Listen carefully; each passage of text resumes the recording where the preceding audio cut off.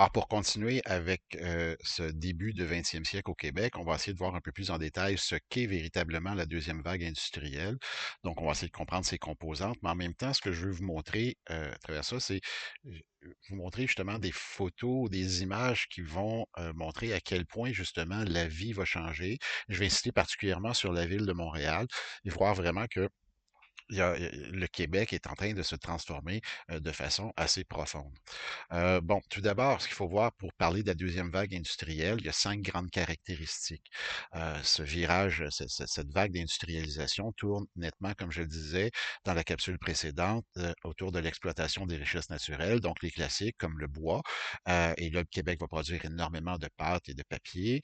Et c'est le début de l'exploitation minière, mais c'est également l'exploitation de l'eau. À partir du moment où on a trouvé la façon de produire de l'électricité à partir de la force de l'eau, le Québec devient privilégié d'une certaine manière parce que le Québec compte de grandes rivières, de nombreuses rivières, mais souvent aussi, particulièrement les rivières qui sont situées au nord du Saint-Laurent. Ce sont des rivières qui sont donc très grandes, très larges, fort débit, forte dénivellation, donc parfaite pour construire des barrages dans lesquels on placera des turbines et ces turbines pourront produire de l'électricité. Mais évidemment, tout ça, ça prend une technologie de pointe que ne possède pas nécessairement le Québec et c'est pour ça que ça va prendre des investissements étrangers massifs pour développer cette technologie de pointe. De plus en plus au début du 20e siècle, donc c'est un autre facteur de changement, ces investisseurs viennent des États-Unis. Alors qu'auparavant, les gros investisseurs provenaient d'Europe, particulièrement d'Angleterre. Maintenant, de plus en plus, surtout au lendemain de la Première Guerre mondiale, qui a largement affecté l'Europe, ce sont des investissements américains qui vont venir justement développer justement cette industrie québécoise. Ce qu'on va voir aussi, quatrième phénomène, c'est un phénomène de concentration industrielle, c'est-à-dire qu'on va voir de plus en plus apparaître de grosses compagnies au détriment de plus petits entrepreneurs qui seront littéralement balayés au passage.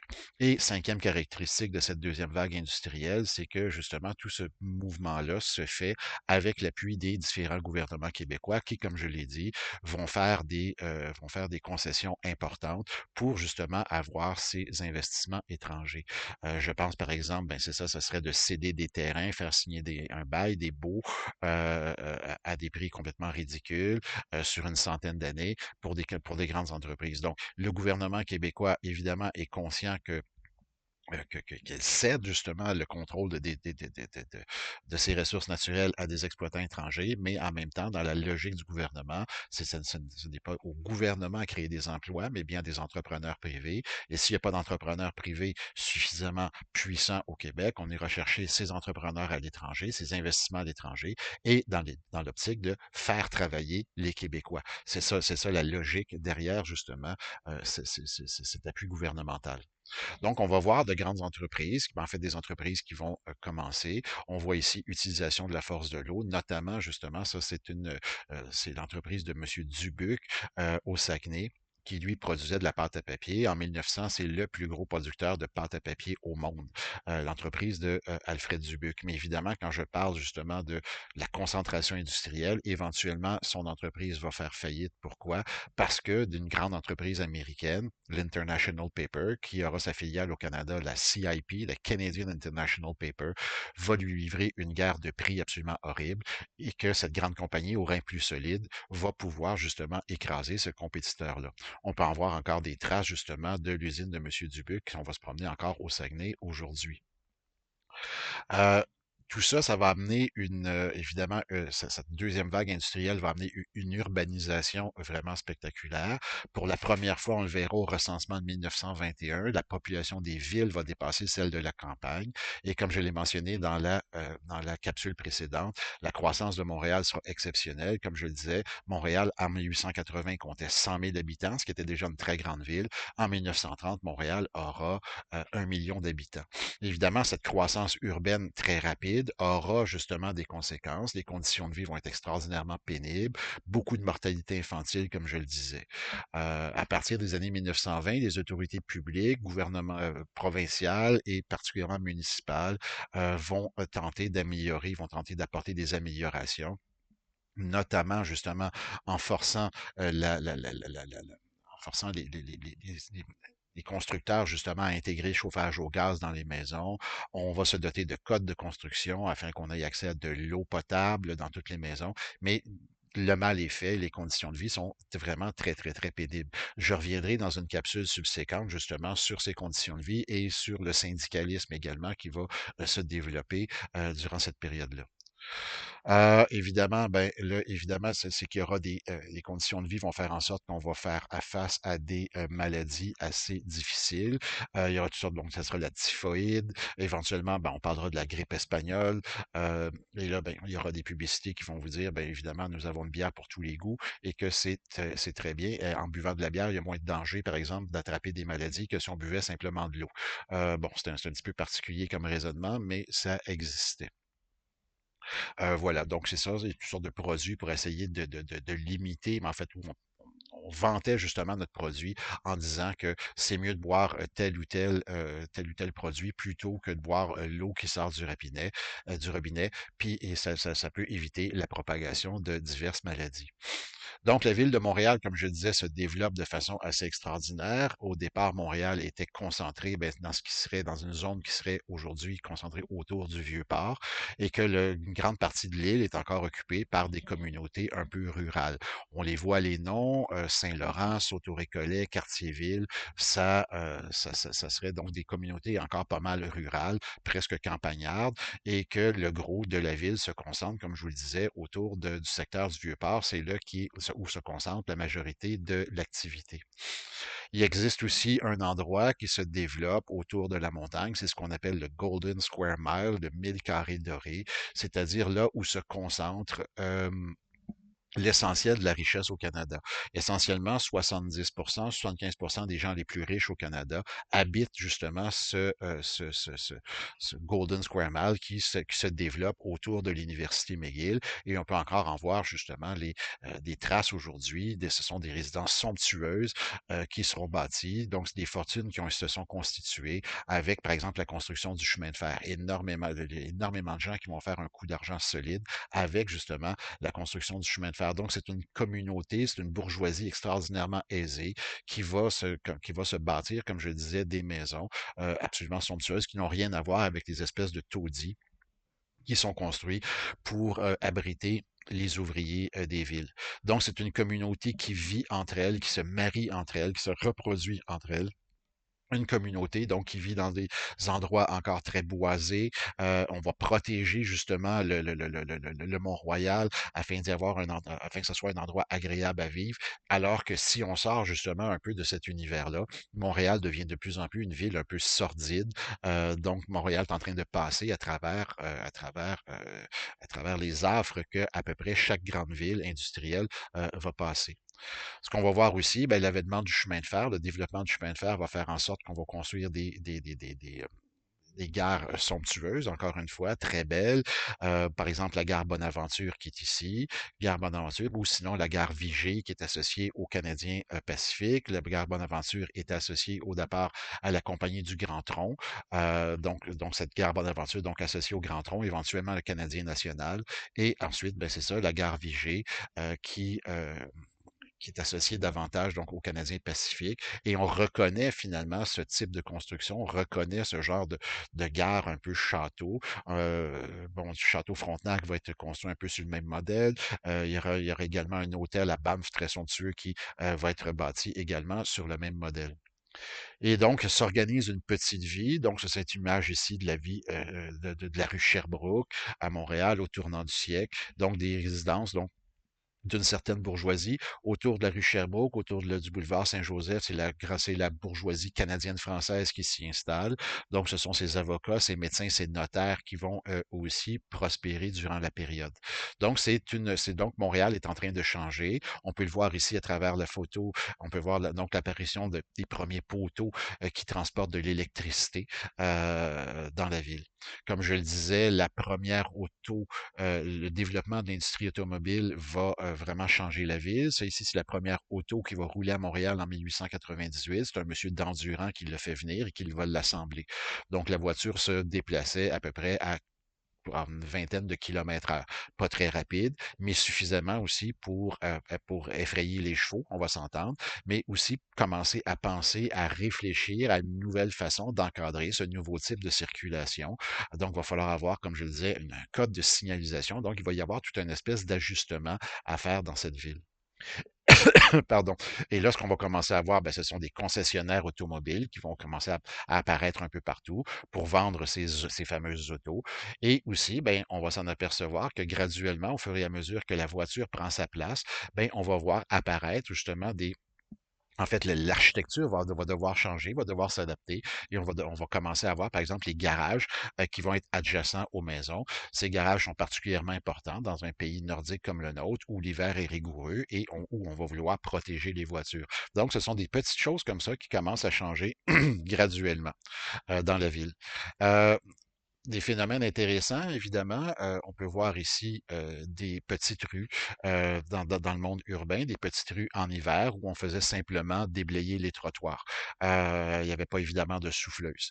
Mais comme l'automobile va apparaître, puis évidemment aussi, ben, il y avait encore des carrioles tirées par des chevaux, il va falloir justement aménager le transport d'une certaine façon.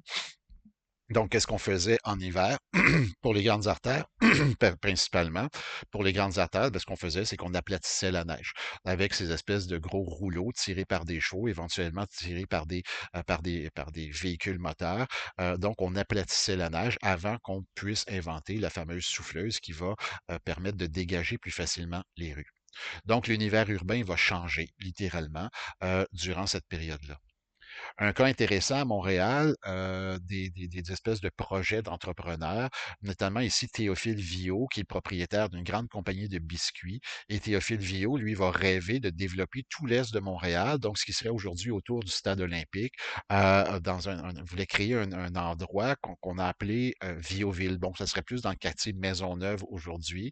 Donc, tout un quartier autour de sa fabrique de biscuits. Les biscuits Vio, ça va devenir un rare exemple de grande réussite par un entrepreneur canadien-français. Il va produire toutes sortes de biscuits, les Whippets, les biscuits Village. Des biscuits qui seront vraiment beaucoup vendus, que les soldats canadiens auront avec eux pendant la Première et la Deuxième Guerre mondiale. Donc, lui, il avait un rêve de développer dans tout l'est de la ville, autour de sa fabrique de biscuits, un espèce d'endroit pour les Canadiens français. Recréer une espèce de Golden Square Mile d'une certaine façon, mais pour les Canadiens français. Et littéralement, on a commencé à appeler ce secteur de la ville pendant un temps Viauville. Bon, ça ne durera qu'un temps, mais c'est quand même un projet très intéressant. On avait des projets de développer des écoles mieux équipées, mieux organisées. Donc, l'objectif, c'était de lancer le message que les entrepreneurs canadiens-français avaient un espèce de rôle social à jouer, c'est-à-dire celui de venir en aide à sa communauté. Bon, la ville de Montréal change. Je vous montre ici l'église Saint-Édouard, donc on dit qui est une partie du boulevard Saint-Denis. Écoutez, c'est sur la rue Saint-Denis encore aujourd'hui. Ce serait l'équivalent de Saint-Denis et Beaubien.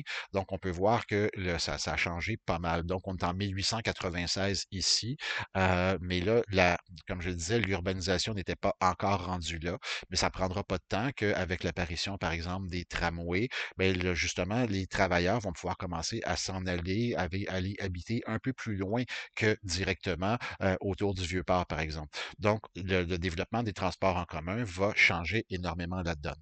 Donc, si on regarde aujourd'hui, ben, l'intersection Saint-Denis-Beaubien, on voit que, évidemment, les choses sont pas mal différentes.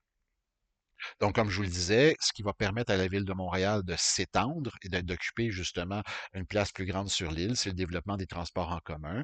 Donc, on aura justement ces espèces de tramways d'une certaine manière, première version qui était tirée par des chevaux, en été avec des roues, en hiver sur des skis.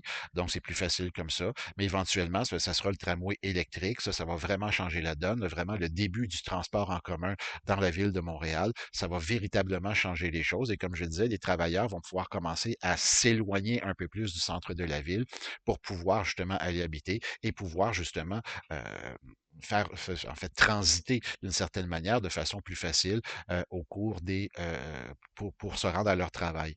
Bien évidemment, développement des villes, ben, ça veut dire aussi une plus grande capacité, une plus grande concentration de la population. Alors là, ça veut dire qu'il va falloir commencer à réfléchir à un approvisionnement en eau qui est constant, approvisionnement en eau qui est important, par exemple, lors d'incendies. Il y a énormément d'incendies parce que les constructions, elles ne respectent pas. En fait, il n'y a pas véritablement de code pendant très longtemps. Donc, l'objectif, c'est qu'on construisait des maisons, des tours habitation, littéralement, qui étaient pas très salubres, oui, mais qui étaient construites essentiellement en bois. Le feu s'y propageait très, très, très rapidement, particulièrement en hiver quand on essayait de chauffer. Donc là, ça veut dire aussi qu'une ville qui s'agrandit, ben, il faut penser justement aux services publics, notamment au service des incendies. Et là, on va commencer justement à construire un réseau d'aqueducs approprié pour pouvoir justement faire face à des incendies de plus en plus fréquents. La ville qui grossit, bien évidemment, ben, comme je le disais tout à l'heure, il y a une bourgeoisie, particulièrement une bourgeoisie anglaise très aisée, qui va se développer une vie dans cette ville-là. Et le cœur, justement, de cette bourgeoisie aisée, c'est se passe beaucoup au Mont-Royal. Donc, ce que vous voyez ici, c'est un club de chasse qu'il y avait sur le Mont-Royal, donc le Montreal Hunting Club, qui va être très populaire jusqu'au début du 20e siècle chez la bourgeoisie anglaise. On va voir aussi toutes sortes d'organisations sportives s'organiser. Donc, on parle du Montreal Snowshoe Club ici, donc un club de raquettes, littéralement, qui va tenir ses activités en hiver, évidemment, avec l'uniforme officiel. Et là, on organisait toutes sortes de randonnées sur le Mont-Royal essentiellement. On pouvait même voir des courses qui étaient organisées entre différents clubs. Donc, il y a cette vie communautaire qui s'organise dans cette ville qui est constamment en développement. On va voir par exemple l'apparition de nombreux clubs sportifs comme le Montreal Amateur Athletic Association, là, donc le triple A de Montréal, qui existe encore aujourd'hui et qui offre des installations intéressantes et s'inscrit d'une certaine manière dans toute cette mouvance occidentale où on accorde beaucoup d'importance, de plus en plus d'importance à l'activité physique en cette fin 19e siècle, début du 20e siècle. Donc, toutes sortes d'activités qui sont organisées, donc des gymnases intérieurs, évidemment, qui permettent de développer le corps, mais également des clubs qui vont commencer à organiser des clubs et des ligues pour des sports plus organisés, comme je pense par exemple ici au hockey, au baseball ou à la crosse. Je fais juste souligner, par exemple, que la première équipe à remporter la première Coupe Stanley en 1893, ce Montreal Amateur Athletic Association. Donc, on avait formé une équipe de hockey à partir des membres de cette organisation-là. Ils ont été les premiers à remporter le trophée offert par Lord Stanley, le gouverneur général du Canada à l'époque. Garder encore une fois la Coupe Stanley qui a été remportée par un autre club de Montréal, le Shamrock. Donc, c'était une autre organisation sportive. Donc, il y a des organismes qui se développent d'abord chez les anglophones, des organisations sportives d'abord chez les anglophones, mais graduellement aussi, les francophones vont commencer à organiser leur propre organisation sportive et vont commencer à s'intégrer dans cette mouvance sportive. On va voir apparaître à Montréal des arénas intérieures. Donc, ça, le premier a été construit dans l'Ouest canadien, mais graduellement, on aura ces grandes patinoires intérieures, notamment l'aréna de Jubilee à Montréal, qui va être inaugurée autour des années 1900, et on va pouvoir y jouer des matchs de hockey. Donc, ça va devenir de plus en plus populaire, ces patinoires intérieures. Évidemment, ben, dans tout ça, quand on parle d'organisations sportives qui naissent, ben, il y a le club de hockey canadien qui naît en 1909-1910, donc va jouer sa première saison à ce moment-là. Le club n'était composé uniquement que de francophones au départ. C'était l'idée donc du nom du club de hockey canadien. Et donc, vont avoir leurs activités, ils vont devenir assez rapidement assez populaires au sein de la population canadienne-française. Et ça, ben, c'est quand même un événement important à souligner parce que cette équipe-là va devenir un point de rassemblement important pour les Canadiens français. Et bon, ils auront ben, formidable chandail, dont celui du poteau de Barbier. Et si c'est écrit CAC, ben, c'est Club athlétique canadien. Alors ça, c'est la naissance justement de cette équipe de hockey. Éventuellement, très rapidement, on va commencer à intégrer des anglophones, mais c'est quand ça va devenir donc assez rapidement l'équipe par excellence de la communauté canadienne-française, pas seulement à Montréal, mais également partout à travers le Québec, au fur et à mesure que le hockey devient de plus en plus populaire. Comme je le disais, ben, ce Montréal industriel s'organise autour, le cœur de ce Montréal industriel, c'est ce qui serait aujourd'hui le Vieux-Port de Montréal. À l'époque, c'était pas le Vieux-Port, c'était tout simplement le port, parce que c'est là que Montréal, c'était la métropole du Canada, c'était donc la ville où il y avait le cœur de l'activité économique du Canada, c'était à Montréal, et c'est là justement qu'arrivaient des bateaux d'un peu partout dans le monde. Et donc, il faut voir ici, par exemple, sur cette photo qui est prise en 1896, là, on voit très bien, on voit la rue de la Commune, on voit justement des navires de plus en plus gros qui s'installent, qui arrivent au port. Et là, ben, on décharge de la marchandise. Et là, on voit tout de suite la proximité des chemins de fer. Et donc, cette marchandise qui débarquait des navires, on les embarquait sur des chemins de fer. Et ces chemins de fer, ben, ces marchandises étaient distribuées, étaient disséminées par rail partout en Amérique du Nord. Donc, Montréal est un centre d'activité économique vraiment très important. Et je vous dirais qu'en termes d'activité portuaire, il n'y a que le port de New York à ce moment-là qui est plus important en Amérique du Nord. Donc, le cœur de la vie montréalaise, c'est véritablement autour de ce vieux port. Et là, va se développer toute une vie. Alors, donc, moi, ce que je vous montre ici, c'est la rue, ben, c'est le marché Bon Secours, qui s'étale justement au pied de la colonne Nelson. Donc, si on compare avec aujourd'hui, c'est essentiellement ça. Donc, c'était un lieu, un centre d'activité, un centre, ça grouillait justement d'activité économique durant ces 30 premières années du 20e siècle. Donc, c'est très intéressant de constater que, comme je vous l'ai dit, tout est vraiment, vraiment, vraiment concentré autour de la ville autour de ce port de Montréal. On va voir apparaître toutes sortes d'industries. Celle-ci, qui est pas très loin du cégep du Vieux-Montréal, donc on parle de la rue Ontario et de la rue Saint-Laurent, l'édifice est encore là. C'était une bâtisse qui était, en fait, c'était les entreprises de M. Groté qui, lui, faisait dans la fabrication de cigares et de cigarettes. Donc, s'entassaient là-dedans des centaines de travailleurs qui produisaient toutes sortes de produits du tabac. Donc, ce tabac ben, qui arrivait en grande feuille, il fallait le hacher, il fallait le couper très finement, et après ça, on confectionnait cigarettes ou cigares. Comme par exemple, un des plus populaires, le Peg Top, donc la compagnie Groté, qui se vendait 5 sous. Ou sinon, bon, on vendait carrément du tabac en boîte, notamment le tabac Alouette. Donc, c'est ça, il y a toutes sortes d'industries, il y a toutes sortes d'usines, il y a toutes sortes de manufactures comme ça qui vont apparaître autour justement de ce cœur de la ville. Comme je le mentionnais, évidemment, il y a le mauvais côté de la chose. Comme l'industrialisation se produit rapidement, bien évidemment, il fallait trouver des logements pour les ouvriers et au cœur de la ville se trouvaient de véritables taudis, donc des endroits absolument horribles où les gens s'entassaient pour aller habiter. Alors cette image-là, ben, ça vous dit pas grand-chose nécessairement aujourd'hui, mais je vous dirais que vous qui êtes étudiant au Cégep du Vieux-Montréal, vous connaissez vous savez il est où le cinéma du quartier latin, c'est-à-dire donc sur la rue Saint-Denis, à quelques pas du Cégep. Ben, cette photo, c'est exactement à cet endroit-là. Donc, imaginez les gens qui habitent dans ça, probablement très mal isolés, donc probablement très froid l'hiver, fort humide l'été. Donc, on peut comprendre facilement que les maladies puissent se transmettre assez rapidement dans des univers comme celui-là. Et ça, donc, ce sont des photos de Montréal au tournant du 20e siècle. Donc, c'est un univers qui est vraiment particulier, un univers où se côtoient justement des éléments les plus modernes, mais en même temps, il faut comprendre que sur l'île de Montréal, il y a encore des fermes. Donc, c'est pas rare de voir au tournant du siècle des troupeaux comme ça c'est pas un troupeau justement de vaches et de bœufs qui transigent par la voie de la côte des Neiges. Donc, c'est vraiment un univers particulier. Donc, c'est vraiment, comme je le disais, une ville qui est en véritable changement. Donc, des gens qui vont déménager très souvent. Donc, cette mode du déménagement du 1er juillet, pourquoi? Ben, c'était la période où se terminait le bail annuellement et beaucoup de gens déménageaient souvent. C'était pour fuir justement des propriétaires qu'on n'avait pas payé ou quoi que ce soit. Donc, cette mode du déménagement, elle est là depuis vraiment très longtemps. Mais avec ça, justement, avec cette ville qui grossit rapidement, ben, il y a tout ce côté un peu sordide, ce côté où, en fait, c'est une ville où on côtoie la mort au quotidien, la mort qui vient faucher, en fait, qui vient chercher plus souvent qu'autrement les enfants, ce sont les plus jeunes, des enfants dont le système immunitaire ne s'est pas encore parfaitement développé, donc des enfants qui sont particulièrement susceptibles d'attraper toutes sortes de maladies, comme je vous l'ai dit, qui sont liées à la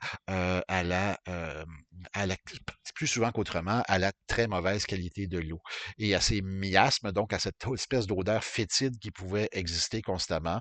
On pensait justement que les odeurs étaient responsables de la transmission de la maladie. Mais donc, il faut voir donc dans cette ville justement une présence quotidienne de la mort, particulièrement de la mort chez les enfants qui étaient très jeunes.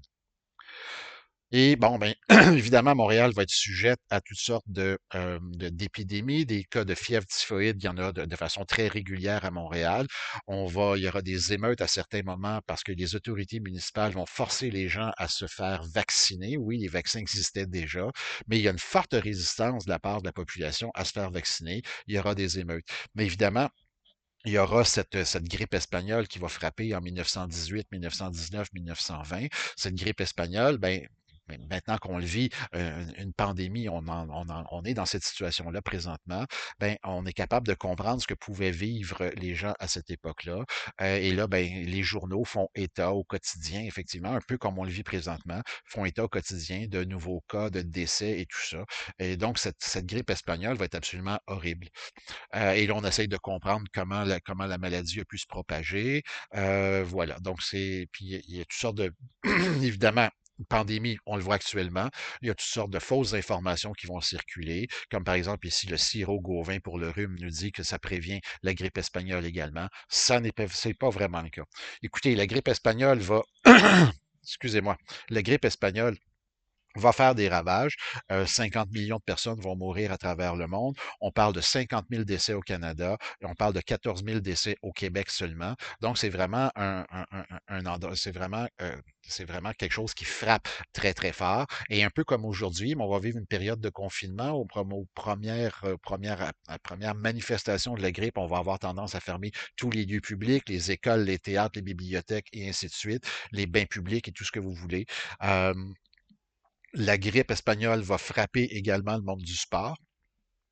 Comment? Ben, par exemple, les Canadiens de Montréal en 1919 disputent la finale de la Coupe Stanley contre une équipe de Seattle. Le Canadien se déplace donc vers l'ouest du continent et on s'aperçoit que 7 ou 8 joueurs du Canadien sont frappés par la grippe espagnole et il y en a même un qui va mourir, qui s'appelle Joe Hall, un défenseur du Canadien, qui lui va mourir de la grippe espagnole en 1919. Et c'est pour ça qu'on va carrément décider d'annuler justement la série de la Coupe Stanley en 1919 et c'est pour ça que sur la Coupe Stanley présentement, il y a pour 1919, on mentionne le nom des Canadiens de Montréal et des Métropolitains de Seattle, mais on dit que la série n'a pas été complétée. C'est à cause de cette fameuse grippe espagnole. Donc, c'est un réaménagement, et là, c'est pas seulement à cause de la grippe, mais il y a des maladies constantes. Donc, on va voir de plus en plus de personnes se promener avec des masques, particulièrement donc fin des années 1910, des gens qui se promènent avec des masques, notamment, par exemple, ces infirmières. Mais comme je vous l'ai dit, en gros, ce qui retient l'attention de cette période-là, c'est que on s'aperçoit que la maladie va frapper dans des quartiers défavorisés. Donc, j'ai pas besoin de vous faire de dessin là-dessus. C'est exactement ce qu'on voit, exactement ce qu'on voit présentement. Et là, il y a des autorités qui vont commencer on va s'apercevoir que la maladie frappe beaucoup dans les quartiers défavorisés parce que les enfants n'ont pas accès, par exemple, à de l'eau ou ne serait-ce qu'à du lait de qualité. Donc, il y a un organisme qui va être mis sur pied par l'hôpital Sainte-Justine au cours des années 1910-1920. Et donc, ça sera ce qu'on va appeler la goutte de lait, c'est-à-dire que dans les quartiers les plus défavorisés, il y aura une distribution de lait quotidienne et ce sont les enfants qui doivent venir chercher le lait puis le rapporter à la maison. Et donc, ça va dans le but de prévenir justement la propagation de différentes maladies, pas seulement les maladies qui frappent fort comme la grippe espagnole ou par exemple la typhoïde, mais simplement prévenir des maladies ordinaires des maladies gastro-intestinales qui vont venir tuer de nombreux enfants à chaque année.